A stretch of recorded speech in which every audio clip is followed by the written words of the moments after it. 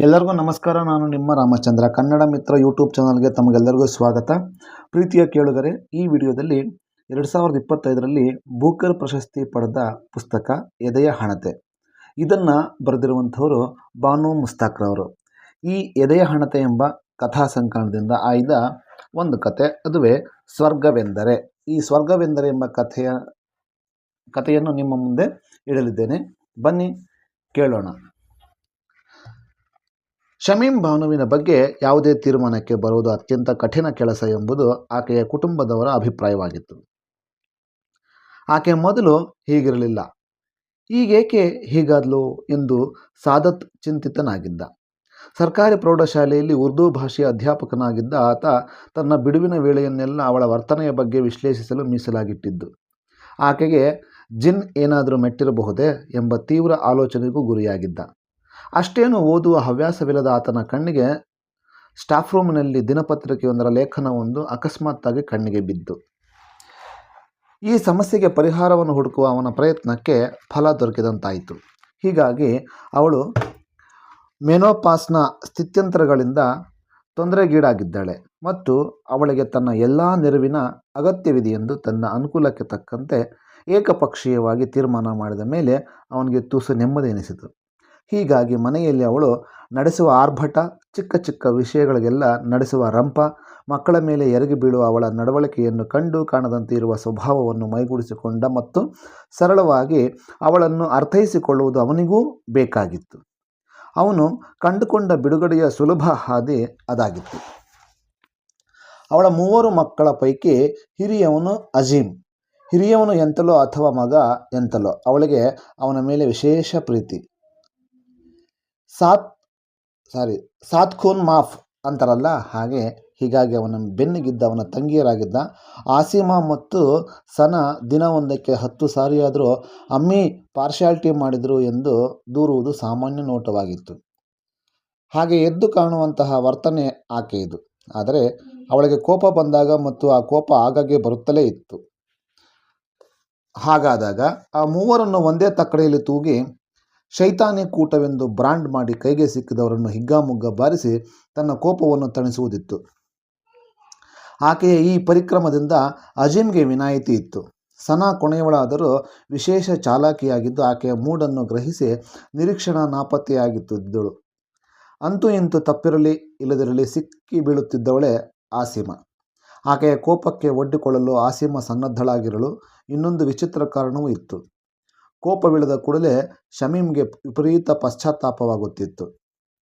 ತನ್ನ ಕೋಪಕ್ಕೆ ಬಲಿಯಾದವಳ ಬಗ್ಗೆ ಇನ್ನಿಲ್ಲದ ಮಮತೆ ಮೂಡುತ್ತಿತ್ತು. ಹೀಗಾದಾಗ ಹೊಸ ಡ್ರೆಸ್, ಹೊಸ ಚಪ್ಪಲಿ ಅಥವಾ ಮತ್ತು ಒಂದಿಷ್ಟು ಪಾಕೆಟ್ ಮನಿ, ಒಳ್ಳೆಯ ಸಿಹಿ ಅಡುಗೆ ಮೊದಲಾದ ಆಸಿಮಾಳ ಬಹುದಿನಗಳ ಬಾಕಿ ಬೇಡಿಕೆ ಈಡೇರುತ್ತಿತ್ತು. ತಂದೆಯ ವಿಶೇಷ ಸಂಯಮ ಆ ಮಕ್ಕಳಿಗೆ ಆಶ್ಚರ್ಯದ ವಿಷಯವಾಗಿದ್ದಂತೆಯೇ ಆತ ಹೆಂಡತಿ ಬುರ್ಕ ಎಂದು ತೀರ್ಮಾನಕ್ಕೆ ಬರಲು ಕಾರಣೀಭೂತವಾಗಿತ್ತು. ಸಾದತ್ ಮತ್ತು ಅವನ ತಂಗಿಯರು ಆಕೆಯ ಬಗ್ಗೆ ಹೇಳುತ್ತಿದ್ದ ವಿಷಯಗಳ ಆಧಾರದ ಮೇಲೆ ಅವಳ ಈ ನಡವಳಿಕೆಯ ಬಗ್ಗೆ 3 ಮಕ್ಕಳು ಒಟ್ಟುಗೂಡಿ ತಮ್ಮದೇ ಆದ ವಿವರಣೆಯನ್ನು ಸಿದ್ಧಪಡಿಸಿಕೊಂಡಿದ್ದು ಪರಸ್ಪರ ಸಾಂತ್ವನ, ಅನುಕಂಪ ಮೊದಲಾದವನ್ನು ವಿನಿಮಯ ಮಾಡಿಕೊಳ್ಳುತ್ತಿದ್ದರು. 3 ಗಂಡು ಮತ್ತು 3 ಹೆಣ್ಣು ಮಕ್ಕಳಿದ್ದ ಮನೆಗೆ ಹಿರಿ ಸೊಸೆಯಾಗಿ ಬಂದ ಆಕೆ ನಿರೀಕ್ಷೆಗಳ ಅಪರಿಮಿತ ಆಕಾಶವನ್ನು ತನ್ನ ಕಣ್ಣಿನಲ್ಲಿರಿಸಿಕೊಂಡು ಆ ಮನೆಗೆ ಕಾಲಿಟ್ಟಿದ್ದಳು. ಮೆಹಂದಿಯ ಚಿತ್ತಾರದ ಕೈಯನ್ನು ಗಂಧದಲ್ಲಿ ಅದ್ದಿ ಮನೆಯ ಪಶ್ಚಿಮದ ಗೋಡೆಯ ಮೇಲೆ ಅಂಗೈಯ ಅಚ್ಚನ್ನು ಮೂಡಿಸಿದಾಗ ಅವಳಿಗೆ ಆಶ್ಚರ್ಯವಾಗುವಂತೆ ಅದರ ಬದಿಯಲ್ಲಿ ಪುಟ್ಟ ಪುಟ್ಟ ಅಂಗೈಗಳು ಮೂಡಿ ಬಂದವು. ಹಿಂದಿರುಗಿ ನೋಡಿದಾಗ ನಾದಿನಿಯರು, ಮೈದುನಂದಿರು, ಅವರ ಖರ್ಚು ವೆಚ್ಚ, ಊಟೋಪಚಾರ, ಬಟ್ಟೆ ಬರೆ, ಸದಾ ಕಾಯಿಲೆಯ ಅತ್ತೆ, ಆಕೆಯ ಪಥ್ಯದಡಿಗೆ, ಮಾವನ ಅಸಂಖ್ಯ ನೆಂಟರಿಷ್ಟರು ಮತ್ತು ಸ್ನೇಹಿತರು. ಆಕೆಯ ಕನಸುಗಳು ಕಮರಿ ಹೋದವು. ಅದೆಲ್ಲವನ್ನು ಆಕೆಯು ಮೊದಲು ನಗುತ್ತಲೇ ಸಂಭಾಳಿಸಿದಳಂತೆ. ಆದರೆ ದಿನಗಳದಂತೆ ಆ ಮದುವೆಗಳು, ಹೆರಿಗೆಗಳು, ಬಾಣಂತನ, ರೋಗಗಳು, ಅತ್ತೆ ಮಾವಂದಿರ ಸಾವು, ನಡುವೆ ತನ್ನ ಬಸಿರ ಬಾಣಂತನ, ಎಳೆ ಮಕ್ಕಳ ಆರೈಕೆ ಇವುಗಳೆಲ್ಲ ಆಕೆಗೆ ರೇಜಿಗೆ ಹುಟ್ಟಿಸತೊಡಗಿದವು.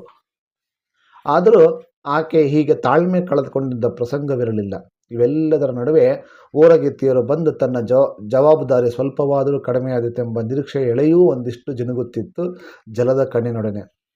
ಆದರೆ ನಡೆದಿದ್ದಂತೂ ತದ್ವಿರುದ್ಧ. ಅವಳ ಮೊದಲನೆಯ ಓರಗಿತ್ತಿಯಂತೂ ಮದುವೆಯಾದ 1 ವರ್ಷದೊಳಗೆ ನಯವಾಗಿ ನಗುತ್ತಲೇ ಗಂಡನೊಡನೆ ದುಬಾಯಿಗೆ ಹೋದ ನಂತರ ಅವಳ ಹತಾಶೆ ಮಿತಿಮೀರಿತು. ತಾನು ತನ್ನ ಗಂಡ ಮತ್ತು ಮಕ್ಕಳು ಯಾವಾಗ ನೆಮ್ಮದಿಯಿಂದಿರುವುದು? ತಾನು ಸತ್ತ ಮೇಲ ಎಂದು ರಾಜಾರೋಷವಾಗಿ ಯಾರ ಮುಲಾಜು ಕೂಡ ಇಲ್ಲದೆ ಬುಸುಗುಡುತ್ತಿದ್ದಳು. ಹೀಗಾಗಿ ಸಾದತ್ನ ತಂಗಿಯರು ಮತ್ತು ಇತರೆ ಬಂಧು ಬಳಗದವರು ಅವಳಿಂದ ಒಂದಿಷ್ಟು ಅಂತರವನ್ನು ಕಾಪಾಡಿಕೊಳ್ಳಲೇಬೇಕಾಯಿತು. ತಂದೆ ತಾಯಿ ಇಲ್ಲದ ಅನಾಥ ಎಂದು ಅವಳ ಕೊನೆಯ ಮೈದುನನಾದ ಆರಿಫ್ನನ್ನು ಪ್ರೀತಿಯಿಂದಲೇ ನೋಡಿಕೊಂಡಳು. ಆದರೆ ಅವನ ಮದುವೆಯಾದದ್ದೇ ತಡ, ಮಲತಾಯಿ ಆಗಿಬಿಟ್ಟಳು. ಸಾದತ್ಗೆ ಕೂಡ ಆಶ್ಚರ್ಯವಾಗುವಂತೆ ಆರಿಫ್ನ ಮದುವೆಯಾದದ್ದೇ ತಡ, ಬೇರೆ ಮನೆಗೆ ಹೋಗು ಎಂದು ಮುಲಾಜಿಲ್ಲದೆ ಹೇಳಿಬಿಟ್ಟಳು. ಸಾದತ್ ಪರಿತಪಿಸಿ ಹೋದ. ಆದರೆ ಅವಳು ಬಿಡಬೇಕಲ್ಲ. ಹಿಂದಿನದು ಮುಂದಿನದು ಎಲ್ಲ ಜಾಲಾಡಿಸಿ ಸಾದತ್ನನ್ನು ಕೂಡ ಮನಸೋ ಇಚ್ಛೆ ದೂರಿ ಅತ್ತು ಕರೆದು ರಂಪಾಟ ಮಾಡಿ ಧಡಾರೆಂದು ತನ್ನ ಕೋಣೆಯ ಬಾಗಿಲನ್ನು ಬಡಿದುಕೊಂಡಾಗ ಆರಿಫ್ ಮತ್ತು ಅವನ ಹೆಂಡತಿ ಇಬ್ಬರೂ ವಿಪರೀತ ಸಂಕಷ್ಟಕ್ಕೆ ಒಳಗಾದರು. ಆರಿಫ್ ಪಾಪ, ನಾನ್ಯಾಕೆ ಹೊರ ಹೋಗಲಿ, ನಮ್ಮಪ್ಪನ ಮನೆಯಲ್ವಾ, ಬೇಕಾದರೆ ನೀವೇ ಹೋಗಿ ಎಂದು ಹೇಳಲಿಲ್ಲ. ಆದರೆ ಕೊನೆಗೆ ಆರಿಫ್ ಮತ್ತು ಸಾದತ್ ಒಳಗೊಳಗೆ ಅದೇನು ಮಾತನಾಡಿಕೊಂಡ್ರೋ ತಿಳಿಯದು. ಹೆಂಡತಿಯರು ಎದುರು ಆದ ಆ ಮುಖಭಂಗ, ಅವಮಾನವೆಲ್ಲವನ್ನು ಸಹಿಸಿಕೊಂಡು 3 ದಿನಗಳೊಳಗೆ ಮನೆ ಬಿಟ್ಟು ಅದೇ ಮೊಹಲ್ಲಾದ 2ನೇ ತಿರುವಿನಲ್ಲಿ ಬಾಡಿಗೆ ಮನೆಯೊಂದನ್ನು ಹಿಡಿದ. ಆರಿಫ್ನ ಪ್ರಸಂಗ ಮನೆಯ ಒಬ್ಬೊಬ್ಬ ವ್ಯಕ್ತಿಯ ಮೇಲೂ ವಿಭಿನ್ನ ಪರಿಣಾಮವನ್ನು ಬೀರಿತು. 3 ಮಕ್ಕಳು ಕೂಡಿ ತಮ್ಮ ತಾಯಿಯ ವರ್ತನೆ ಬಗ್ಗೆ ಮೇಲುದನಿಯಲ್ಲಿ ಚರ್ಚಿಸಿದರು. ಅವರಿಗೆ ಆರಿಫ್ ಚಿಕ್ಕಪ್ಪನ ಬಗ್ಗೆ ತುಂಬ ಪ್ರೀತಿ ಇತ್ತು. ಸಣ್ಣಾಳ ಕಿಡಿಗೇಡಿ ಬುದ್ಧಿಗೆ ಹೊಳೆದ ಮಾತನ್ನು ಅವಳು ಆಡಿಯೇ ಬಿಟ್ಟಳು. ಇನ್ನೇನು, ನಿನ್ನ ಮದುವೆಯಾದ ಮೇಲೆ ನೀನು ಕೂಡ ನಿನ್ನ ಹೆಂಡತಿಯ ಜೊತೆಯಲ್ಲಿ ಹೀಗೆಯೇ ಮೂಟೆ ಕಟ್ಟಬೇಕು. ಅಜೀಮ್ಗೆ ಒಳಾಂತರದಲ್ಲಿ ಭಯಮಿಶ್ರಿತ ವಿಷಾದ ಮೂಡಿದ್ದು ಏನನ್ನೂ ಪ್ರತಿಕ್ರಿಯಿಸಲಿಲ್ಲ. ಬದಲಿಗೆ ಅವಳತ್ತ ದೀರ್ಘ ದೃಷ್ಟಿಯೊಂದನ್ನು ಬೀರಿದ. ಆದರೆ ಆಸೀಮ ಆತನ ನೆರವಿಗೆ ಬಂದಳು. ಬಿಡ್ತೋನ್ನು ಆಮೇನ್ನ ಪರಿಸ್ಥಿತಿಗಳು, ಆಮೇನ್ ಅಂದರೆ ಕಷ್ಟ, ಇಂತಹ ದುರ್ದಿನ ಯಾರಿಗೂ ಬರುವುದು ಬೇಡ ಎಂದು ವಯಸ್ಸಿಗೆ ಮೀರಿದ ಬುದ್ಧಿವಾದವನ್ನು ಹೇಳಿದಳು. ನಂತರ ಆಜಿಮ್ ಮೌನವನ್ನು ಮುರಿದು ಅವರೊಡನೆ ಗುಸುಗುಸು ನಡೆಸಿದ. ಕೊನೆಗೆ ಅವರ ಸೋದರತ್ತೆಯಂದಿರು ಸಿದ್ಧಪಡಿಸಿದ ರಾಜಿ ಸೂತ್ರದಂತೆ ಪಾಪ ಬಾಬಿಗೆ ಹೈ BP, ಅದಕ್ಕೆ ಒಮ್ಮೊಮ್ಮೆ ಹೀಗಾಡ್ತಾರೆ. ಆದರೆ ಹೃದಯ ತುಂಬ ಒಳ್ಳೆಯದು ಎಂಬ ಉಕ್ತಿಯನ್ನು ಅನ್ವಯಿಸಿ ಪಾಪ ಅಮ್ಮಿ ಒಳ್ಳೆಯವರು ಮುಂತಾಗಿ ಪೂರ್ತ ವಾಕ್ಯಗಳನ್ನು ಹೇಳಿ ಆಕೆಯ ಹೃದಯದ ಬಗ್ಗೆ ಸರ್ಟಿಫಿಕೇಟ್ ನೀಡಿ ಇನ್ನೇನು ದಾರಿ ಕಾಣದೆ ಆಕೆಯನ್ನು ಮಾಫಿ ಮಾಡಿ ರಾಜಿಯಾಗಿ ಬಿಟ್ಟಿದ್ದರು. ಅಷ್ಟೇ ಅಲ್ಲದೆ ಆರಿಫ್ ಚಿಕ್ಕಪ್ಪನ ಮೋರೆಯನ್ನು ನೋಡಲು ಅವರಿಗೆ ಅತೀವ ನಾಚಿಕೆ ಎನಿಸಿದರೂ ಅವನು ಬೇರೆ ಮನೆಯಲ್ಲಿ ಹಾಲುಕ್ಕಿಸಿದ ಸಂದರ್ಭದಲ್ಲಿ ಅವನು ಕರೆದಿದ್ದ ಅವರೆಲ್ಲ ಹೋಗಿದ್ದರು. ಶಮೀಂ ಬಾನು ಮಾತ್ರ ಹೋಗಿರಲಿಲ್ಲ. ವಿನಾಕಾರಣ ಆಕೆ ಹಲವಾರು ದಿನ ಆರಿಫ್ ಮತ್ತವನ ಹೆಂಡತಿಯೊಡನೆ ಮಾತುಕತೆ ನಿಲ್ಲಿಸಿದ್ದು ಮತ್ತೆ ಏನೂ ನಡೆದೇ ಇಲ್ಲವೇನೋ ಎನ್ನುವಷ್ಟು ನಿರಾಳವಾಗಿ ಅವರೊಡನೆ ಸಾಮರಸ್ಯವನ್ನು ಸಾಧಿಸಿಕೊಂಡು ಬಿಟ್ಟಳು. ಆದರೆ ಈ ಬಗ್ಗೆ ತೀರಾ ನೊಂದವನು ಮಾತ್ರ ಸಾದತ್. ಅವನು ತನ್ನನ್ನು ತಾನೇ 101ನೇ ಬಾರಿ ಎಳೆದುಕೊಂಡ. ತಾನು ಕೈಲಾಗದವನು ಎಂದು ತನ್ನ ಮೇಲೆ ತಾನೇ ದೋಷವನ್ನು ಹೊರಿಸಿಕೊಂಡ. ಅವಳ ಮೆನೋಫಾಸ್ ಎಂಬ ನೆಪವನ್ನು ತಾನೇ ಸೃಷ್ಟಿಸಿಕೊಂಡು ಅದರಡಿಯಲ್ಲಿ ಎಲ್ಲ ಸಂಬಂಧಗಳನ್ನು ಮತ್ತು ಮಾನವೀಯತೆಯನ್ನು ಗಾಳಿಗೆ ತೂರಿ ತನ್ನ ದೌರ್ಬಲ್ಯವನ್ನು ಸಮರ್ಥನೆ ಮಾಡಿಕೊಳ್ಳುತ್ತಿರುವ ಹೇಡಿ ಎಂದು ತನ್ನನ್ನು ತಾನೇ ಜರೆದುಕೊಂಡ. ಆರಿಫ್ನ ಮತ್ತು ಅವನ ಪತ್ನಿಯ ಎದುರಿಗೆ ತಾನು ಕುಬ್ಜನಾದೆ ಮತ್ತು ಅಣ್ಣ ಎಂಬ ಪಾತ್ರ ನಿರ್ವಹಣೆಯಲ್ಲಿ ತಾನು ಸೋತು ಹೋದೆ ಎಂಬ ನಿರಂತರ ಸೋಲಿನ ಭಾವದೊಡನೆ ಅವನು ಅಪಾರ ಅವಮಾನವನ್ನು ಅನುಭವಿಸಿದ. ಈ ನಿರ್ವೀಣ್ಯತೆಯ ಹಿನ್ನೆಲೆಯಲ್ಲಿ ಗತವೈಭವದ ಪುರುಷಾಧಿಕಾರವನ್ನು ಮರಳಿ ಪಡೆಯಬೇಕೆಂಬ ಹಠ ಹುಟ್ಟಿ ಅವಳನ್ನು ಹಿಂದಿನಂತೆ ತನ್ನ ಆಜ್ಞಾಧಾರಕಳನ್ನಾಗಿ ಮಾಡಿಯೇ ತೀರಬೇಕೆಂದು ತೀರ್ಮಾನಿಸಿದ. ಆದರೆ ತೀರ್ಮಾನವನ್ನು ಕಾರ್ಯಗತಗೊಳಿಸುವ ಅವಕಾಶಗಳನ್ನು ಬೇಕಂತಲೇ ಕಳೆದುಕೊಂಡ. ಹೀಗಾಗಿ ತನ್ನ ಬಗ್ಗೆ ಇನ್ನಷ್ಟು ಜಿಗುಪ್ಸೆಯನ್ನು ಬೆಳೆಸಿಕೊಂಡ. ಈ ಹಿಂಸೆಯನ್ನು ತಾನು ಸಹಿಸಲು ಸಾಧ್ಯವೇ ಇಲ್ಲ ಎಂದು ಅವನಿಗೆ ಅಂತಿಮವಾಗಿ ಮನದಟ್ಟು ಆಗುವ ವೇಳೆಗೆ ತಾನು ಯಾವುದೋ ಭಯದಿಂದ ಅವಳಿಗೆ ಮುಖಾಮುಖಿಯಾಗಲು ಹೆದರುತ್ತಿದ್ದೇನೆ ಎಂದು ಅರಿವಾಗತೊಡಗಿತು. ಆದರೆ ಯಾವ ಭಯ ಎಂಬ ಪ್ರಶ್ನೆಗಳಿಗೆ ಅವನಿಗೆ ಉತ್ತರ ದೊರಕಲಿಲ್ಲ. ಭಯದ ಕಾರಣದ ಅನ್ವೇಷಣೆಗೆ ತೊಡಗಿದ ಅವನು ವಿಷಾದದ ಚೌಕಟ್ಟನ್ನು ತನ್ನ ಸುತ್ತಲೂ ಕಟ್ಟಿಕೊಂಡ. ಆ ಕೃತ್ರಿಮ ಗೋಡೆಗಳನ್ನು ತಾನು ಎಂದು ಹೊಡೆಯಲು ಸಾಧ್ಯವೋ ಅಂದೇ ತನಗೆ ಆ ಹಿಂಸೆಯಿಂದ ಬಿಡುಗಡೆಯಾಗುವುದು ಎಂದು ತನಗೆ ತಾನೇ ನಿಬಂಧನೆಗಳನ್ನು ಒಡ್ಡಿಕೊಂಡ. ಅವನ ಬದುಕಿನ ಸೂರ್ಯ ಕಾವನ್ನು ಕಳೆದುಕೊಂಡು ಅವನು ಒಳಗೊಳಗೆ ಕುಸಿಯಲಾರಂಭಿಸಿದ. ಸಂಜೆಯ ನಮಾಜಿಗೆ ಹೊರಡಲೆಂದು ಅದೊಂದು ಸಂಜೆ ಅವನು ಟೋಪಿಗಾಗಿ ಹುಡುಕಾಟ ನಡೆಸಿದ್ದ. ಸಾಮಾನ್ಯವಾಗಿ ಅವನ ಟೋಪಿ ಅವನ ಕಣ್ಣೆದುರಿಗೆ ಕಾಣುವಂತೆ ಇರುತ್ತಿತ್ತು. ಇಂದು ಅದೆಲ್ಲಿ ಬಿದ್ದಿತ್ತೋ. ಅವನ ಅಸಹನೆ ಹೆಚ್ಚುತ್ತಿತ್ತು. ಮಸೀದಿಯಿಂದ ಆಜಾನ್, ನಮಾಜಿನ ಹೊತ್ತಿಗೆ ಮಸೀದಿಯಿಂದ ಮಾಡುವ ಕರೆ ಇನ್ನೇನು ಮುಗಿಯುವ ಹಂತದಲ್ಲಿತ್ತು. ಅವನು ಟೋಪಿಯನ್ನು ತಲೆಯ ಮೇಲಿಟ್ಟು ಓಡಿದಲ್ಲಿ ಮಾತ್ರ ಜಮಾತ್ನೊಡನೆ ನಮಾಜ್ ಮಾಡೋ ಅವಕಾಶ ಸಿಗುತ್ತಿತ್ತು. ಆದರೆ ಆ ಟೋಪಿ, ನನ್ನ ಟೋಪಿಯಲ್ಲಿ ತನಗೆ ತಾನೇ ಎಂಬಂತೆ ಅವನು ಜೋರಾಗಿ ಕೂಗು ಹಾಕಿದ. ಅವನಿಗೆ ಉತ್ತರಿಸುವವರು ಯಾರಾದರೂ ಉತ್ತರಿಸಬೇಕಿತ್ತು ಎಂದು ಅವನಿಗನ್ನಿಸಿತು. ಕೊನೆಗೆ ಅವಳು ಬೈದು ಟೋಪಿಯನ್ನು ತಂದು ಬಿಸಾಕಿದ್ದರೂ ಅವನಿಗೆ ಒಂದಿಷ್ಟು ನೆಮ್ಮದಿ ಎನಿಸುತ್ತಿತ್ತು. ಉಳಿದ ಎಲ್ಲ ಹೊತ್ತಿನ ನಮಾಜಿನಲ್ಲಿ ಅಜಾದ್ ಆದ ನಂತರ ನಮಾಜಿಗೆ ಎಂದು ಜನರು ಸೇರಲು ಒಂದರ್ಧ ಗಂಟೆ ಆದರೂ ಕಾಲಾವಕಾಶ ಇರುತ್ತದೆ. ಸಂಜೆಯ ನಮಾಜಿಗೆ ಈ ರೀತಿಯ ಕಾಲಾವಕಾಶ ಇರುವುದಿಲ್ಲ. ಇತ್ತ ಅಜಾನ್ ಆದ ಕೂಡಲೇ ನಮಾಜ್ಗೆ ಜನರು ಸೇರಿಯೇ ಬಿಡುತ್ತಾರೆ. ಮುಸ್ಸಂಜೆಯ ಪವಿತ್ರ ಹೊತ್ತಿನಲ್ಲಿ ಅವನಿಗೆ ಪ್ರಾರ್ಥನೆಯ ಅವಕಾಶವೂ ಇಲ್ಲ ಎಂದರೆ ಅವನಿಗೆ ಮೈ ಪರಚಿಕೊಳ್ಳಬೇಕೆನಿಸಿತು. ಅವಳು ಅವನೆದುರಿಗೆ ಹಾಯಾಗಿ ಕಾಲನ್ನು ಹಿಡ್ಕೊಂಡು ಕುಳಿತಿದ್ದು ಟಿವಿಯಲ್ಲಿ ಮೈ ಮರುತ್ತಿದ್ದಳು. ಆ ದರಿದ್ರ ಟಿವಿಯನ್ನು ಬಂದ್ ಮಾಡ್ತೀಯಾ? ಅಜಾನ್ ಆಗುತ್ತಿದ್ದರೂ ಒಂದಿಷ್ಟು ವ್ಯಾಲ್ಯೂಮ್ ಕಡಿಮೆ ಮಾಡ್ತೀಯಲ್ವಲ್ಲ ಎಂದವನು ನಿನಗಾಗಿ ಅಲ್ಲಾಹನು ವಿಶೇಷ ನರಕವನ್ನು ಸೃಷ್ಟಿಸಿದ್ದಾನೆ ಎಂದು ನುಡಿಯಲು ನಾಲಿಗೆಯ ತುದಿಯವರೆಗೂ ಬಂದಿದ್ದ ಮಾತನ್ನು ಹಾಗೆಯೇ ತಡೆ ಹಿಡಿದ. ಅವಳಾದರೂ ಅವನತ್ತ ತಿರುಗಲೂ ಇಲ್ಲ, ಕ್ಯಾರೆ ಅನ್ನಲೂ ಇಲ್ಲ. ತನ್ನ ತಲೆಯ ಮೇಲಿನ ಟೋಪಿಗಾಗಿ ಪರದಾಡುತ್ತಿರುವ ಅವನ ವರಸೆಯನ್ನು ನೋಡಿ ಅವನ ಮೇಲೆ ದಯ ತೋರುವಂತೆ ಮೌನವಾಗಿ ತನ್ನ ಕಾಯಕದಲ್ಲಿ ಮಗ್ನಳಾದಳು. ಇನ್ನೇನು ಅವಳು ಆಸ್ಫೋಟಗೊಳ್ಳಬೇಕು, ಅವಳ ಕಪಾಳಕ್ಕೆ ಒಂದು ಬಾರಿಸಬೇಕು. ಆದರೆ ಸಾಧ್ಯವಾಗುತ್ತಿಲ್ಲ. ಯಾಕೆ ಸಾಧ್ಯವಾಗುತ್ತಿಲ್ಲ? ಅಗೋಚರ ಭಯದ ಎದುರಿನಲ್ಲಿ ಅವನು ಹಿಂಡಿ ಹಿಪ್ಪೆಯಾದಂತೆನಿಸಿ ವಿಪರೀತವಾಗಿ ಬೆವರುತ್ತಾ ಇನ್ನೇನು ಕುಸಿದು ಬೀಳಬೇಕು ಎಂದು ಹಾಗೇ ಕುಸಿದು ಬೀಳಬೇಕಾದರೆ ಆಸರೆಗೆ ಕುರ್ಚಿಯೊಂದಾದರೂ ದೊರಕಿದರೆ ಸಾಕೆಂದು ಅವನು ಕಣ್ಣಾಡಿಸುತ್ತಿರುವಾಗಲೇ ಅವನ ಅಗೋಚರ ಭಯವು ಅವನ ಕಣ್ಣಿಗೆ ನಿಧಾನವಾಗಿ ಗೋಚರವಾಯಿತು. ಬಾಗಿದ ಬೆನ್ನು, ಸುಕ್ಕುಗಟ್ಟಿದ ಚರ್ಮ, ಒಣಗಿದ ಕೈಕಾಲುಗಳು, ಆದರೂ ಮೋರೆಯ ಮೇಲೆ ವಿಲಕ್ಷಣವಾದ ಹೊಳಪು, ನೆರಗಟ್ಟಿದ ಕೂದಲು, ತಲೆಯ ಮೇಲೆ ಬಿಳಿ ಸೆರಗನ್ನು ಹೊದ್ದ ಹಿರಿಯ ಜೀವವೊಂದು ಸಂಜೆಗತ್ತಲ ಕೋಪೋದ್ರಿಕ್ತ ವಾತಾವರಣದಲ್ಲಿ ಮೆಲ್ಲನೆ ಅಡಿಯಿಡುತ್ತಾ ಬಂದು ಅವನೆದುರಿಗೆ ಟೋಪಿಯನ್ನು ಚಾಚಿದಾಗ ಅವನು ಅಚೇತನನಾದ. ಈ ಕಾರಣಕ್ಕಾಗಿ ತಾನು ಶಮೀಮ್ ಬಾನುವಿನ ಎಲ್ಲ ಹಿಂಸಾಚಾರವನ್ನು ಸಹಿಸುತ್ತಿರುವುದು. ಓ ಅಲ್ಲಾಹನೇ, ನನ್ನನ್ನು ಎಂತಹ ಪರೀಕ್ಷೆಯಲ್ಲಿ ಕೆಡವಿದೆ. ಇದೇ ತಾನೇ ನಿನ್ನ ಟೋಪಿ? ತಗೋಪ್ಪ, ನಮಾಜಿಗೆ ಹೋಗು ಬೇಗ. ನಾನು ಕೂಡ ನಮಾಜಿಗೆ ಹೋಗಬೇಕು. ಬಲಗೈಯಲ್ಲಿ ಅವನ ಹಳೆಯ ಟೋಪಿಯನ್ನು ಮುಂಚಾಚಿದವಳ ಎಡಗೈಯಲ್ಲಿ ಅವಳಷ್ಟೇ ಜೀರ್ಣವಾದ ಜಾನಮಾಜ್ ಅಂದರೆ ನಮಾಜ್ ಮಾಡುವಾಗ ಹಾಸಿಕೊಳ್ಳುವ ಚಾಪೆ ಇತ್ತು. ಅಯ್ಯೋ ಅಮ್ಮಾಜಿ, ನೀವು ಯಾಕೆ ತೊಂದರೆ ತಗೊಂಡಿರಿ? ನಾನು ಹುಡುಕಿಕೊಳ್ಳುತ್ತಿದ್ದೆ ಎಂದು ಹೇಳಿದರೂ ಅವಳನ್ನು ಸಮೀಪಿಸಿ ಅವಳ ಕೈಯಿಂದ ಇಸಿದುಕೊಂಡು ಹಳೆಯ ಟೋಪಿಯನ್ನೇ ತನ್ನ ತಲೆಗೇರಿಸಿದ. ಬಿಳಿಯ ಬಣ್ಣ ಕಳೆದು ಮಾಸಲು ಹಳದಿ ಬಣ್ಣಕ್ಕೆ ತಿರುಗಿದ್ದ ಆ ಟೋಪಿ ಅವನ ತಲೆಗೇರಿತು. ಆಕೆ ಮಮತೆಯಿಂದ ಅವನ ತಲೆಯ ಮೇಲೆ ಕೈ ಇಟ್ಟು ಅವನಿಗೆ ಆಶೀರ್ವಚನಗಳನ್ನು ಹೇಳುತ್ತಾ ನಿಧಾನವಾಗಿ ಕೋಣೆಯತ್ತ ನಡೆದಳು.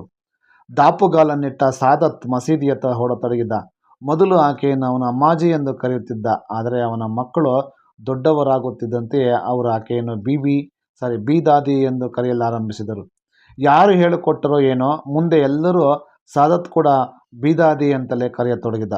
ಅವಳು ಅವನ ಸೋದರತ್ತೆ. ಬೀದಾದಿಗೆ ಬಾಲ್ಯ ವಿವಾಹವಾಗಿತ್ತು. ಮದುವೆಯಾದ 1 ತಿಂಗಳಿಗೆ ಆಕೆಯ ಪತಿಯ ಮರಣವಾಯಿತಂತೆ. ಹಾವು ಕಡಿಯಿತು ಎಂದು ಯಾರೋ ಕಾರಣವನ್ನು ನೀಡುತ್ತಿದ್ದರು. ಆದರೆ ಅವ ಹೇಗೆ ಸತ್ತ ಎಂದು ಅವಳಿಗೆ ಕೊನೆಯವರೆಗೂ ಗೊತ್ತಾಗಿರಲಿಲ್ಲ. ಗಂಡ ಸತ್ತ 1 ವರ್ಷಕ್ಕೆ ಅವಳು ಮೈ ನೆರೆದಳು. ತನ್ನ ತವರು ಮನೆಯಲ್ಲಿ ಮುಸ್ಲಿಮರಲ್ಲಿ ನಿರ್ಬಂಧವೇನೂ ಇರದಿದ್ದರೂ ಅವರ ಕುಟುಂಬದಲ್ಲಿ ಮರುಮದುವೆಯ ಸಂಪ್ರದಾಯವಿರಲಿಲ್ಲ. ಹೀಗಾಗಿ ಪ್ರತಿ ಮಾಸಿಕದಲ್ಲಿಯೂ ಅವಳ ದೇಹ ಪೊರೆ ಕಳಚಿ ಮಣ್ಣು ಪಾಲಾಯಿತು. ಅವಳ ದೇಹ, ಮನಸ್ಸು, ಕನಸು ಯಾವುದೂ ಫಲಿಸಲಿಲ್ಲ.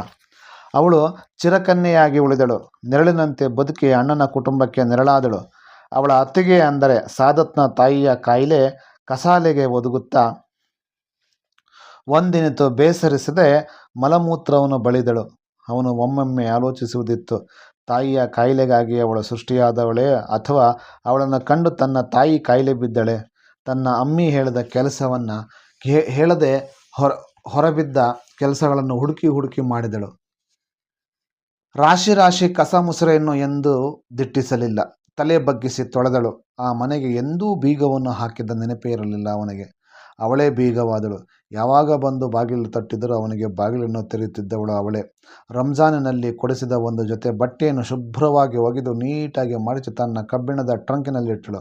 ಆ ಟ್ರಂಕಿನ ಮೇಲೆ ತನ್ನ ಮದುವೆಯಲ್ಲಿ ಕೊಟ್ಟಿದ್ದ ಜಾನಮಾಜನ್ನು ಮತ್ತು ನಮಾಜಿನ ಚಾದರವನ್ನು ಮಡಚಿ ಇಡುತ್ತಿದ್ದಳು.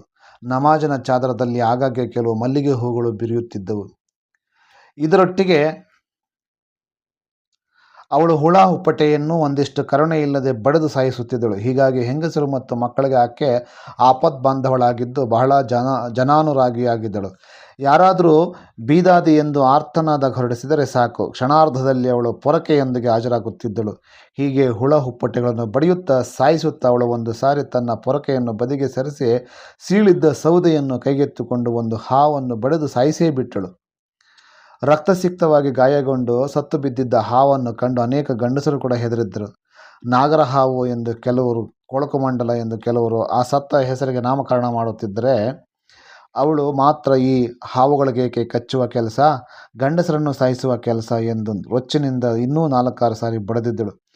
ಆಗ ಅವಳ ಕಣ್ಣು ತುಂಬ ನೀರಿತ್ತು ಎಂದು ಕೆಲವರು ತರ್ಕಿಸಿದ್ದರು.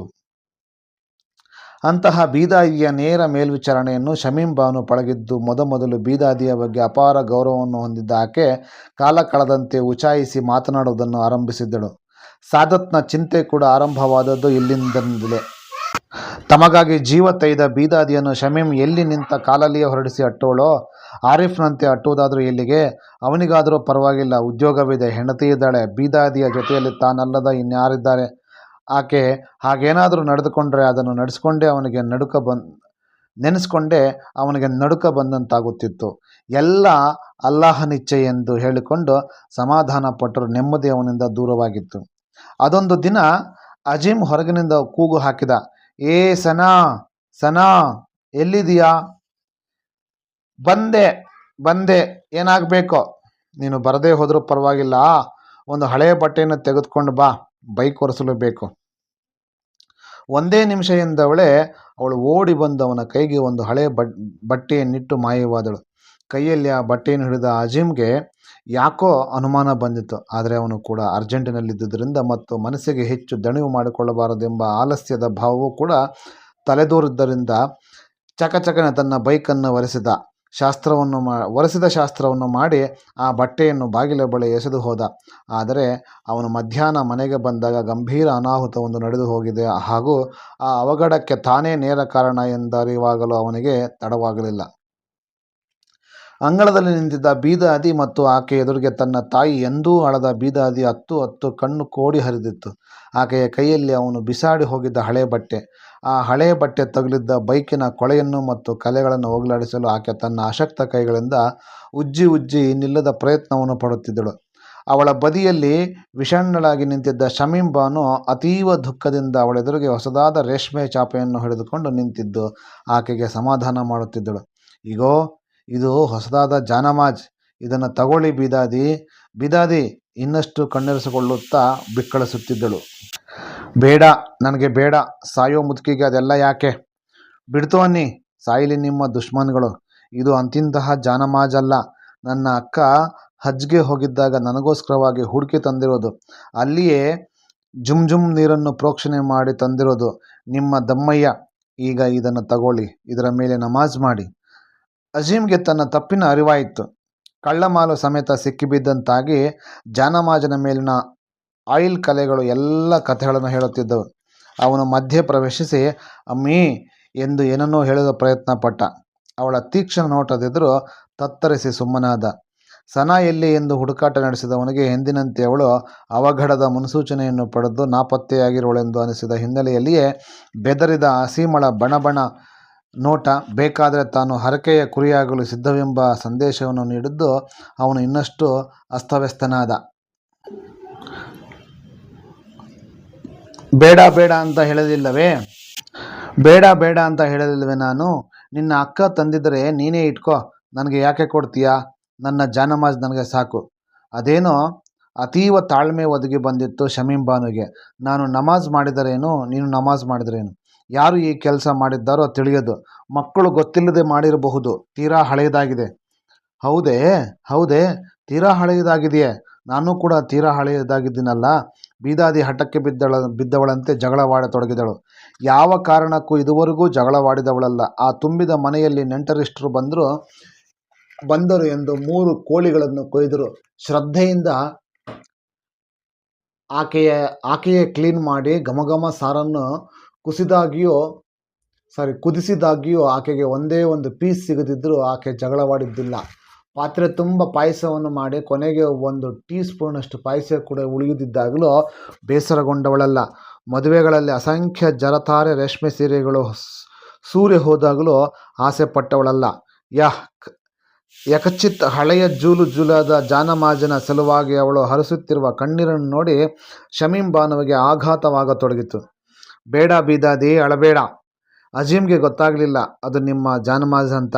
ಅವನೇನೋ ಕೆಟ್ಟ ಹುಡುಗನಲ್ಲ, ಅವನನ್ನು ಕ್ಷಮಿಸಿ. ಈ ಜಾನಮಾಜ್ ತಗೊಳ್ಳಿ. ಅವಳು ಬೇಡಿಕೊಂಡಷ್ಟು ಬೀದಾದಿಯ ದುಃಖ ಜಾಸ್ತಿಯಾಗುತ್ತಿತ್ತು. ಅವಳ ತಾಳ್ಮೆಯ ಎಲ್ಲೆಗಳು ಕೂಡ ಕುಸಿದು ಬಿದ್ದವು. ಛೇ, ಇದೊಳ್ಳೆ ಗ್ರಹಚಾರವಾಯ್ತಲ್ಲ. ದರಿದ್ರ ಜಾನಮಾಜ್, ಒಂದು ಹಳೆ ತುಂಡಿನ ಸಲುವಾಗಿ ಮಕ್ಕಳಂತೆ ಇಷ್ಟೊಂದು ಹಠ ಹಿಡಿತಿದ್ದೀರಲ್ಲ, ನಿಮಗೇನಾದರೂ ತಲೆ ಕೆಟ್ಟಿದೆಯಾ?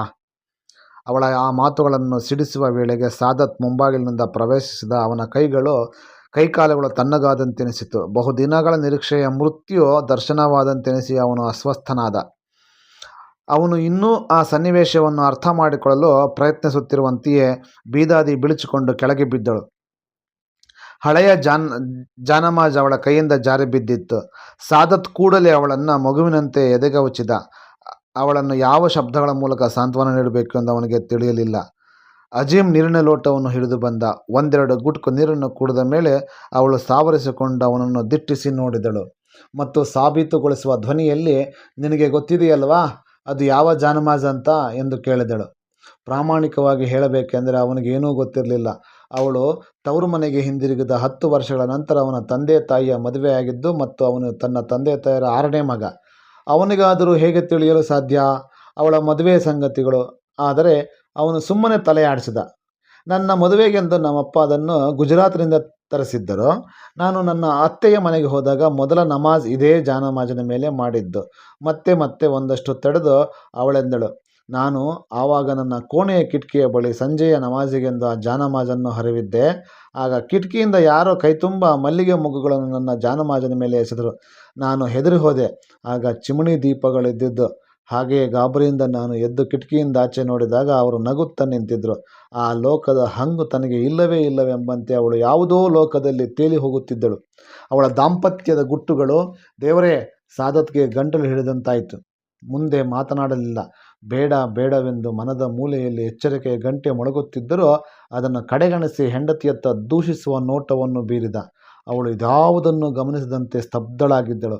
ಅವಳ ಕಣ್ಣಂಚಿನಲ್ಲಿಯೂ ಕಂಡು ಕಾಣದಂತೆ ಇಡೀ ಕುಟುಂಬವು ಚಿತ್ತಾರ್ಪಿತ ಪ್ರತಿಮೆಗಳಂತೆ ತಮ್ಮ ಲೋಕದಲ್ಲಿ ಮುಳುಗಿದ್ದ ಅವರೆಲ್ಲರೂ ತಮ್ಮ ಆತ್ಮದ ಕಟಕಟೆಯಲ್ಲಿ ಆರೋಪಿಗಳಾಗಿ ನಿಂತಿದ್ದರು. ಅನುದ್ದೇಶಿತವಾಗಿ ನಡೆದು ಹೋದ ಈ ಘಟನೆ ಆ ಕುಟುಂಬವನ್ನು ತಲ್ಲಣಗೊಳಿಸಬಹುದೆಂಬ ನಿರೀಕ್ಷೆ ಯಾರಿಗೂ ಇರಲಿಲ್ಲ. ಎಲ್ಲರೂ ತಮ್ಮ ನೆಲೆಯಲ್ಲಿ ಸಮರ್ಥನೆ ಮಾಡಿಕೊಳ್ಳುವ ಸನ್ನಿವೇಶದಲ್ಲಿದ್ದರು.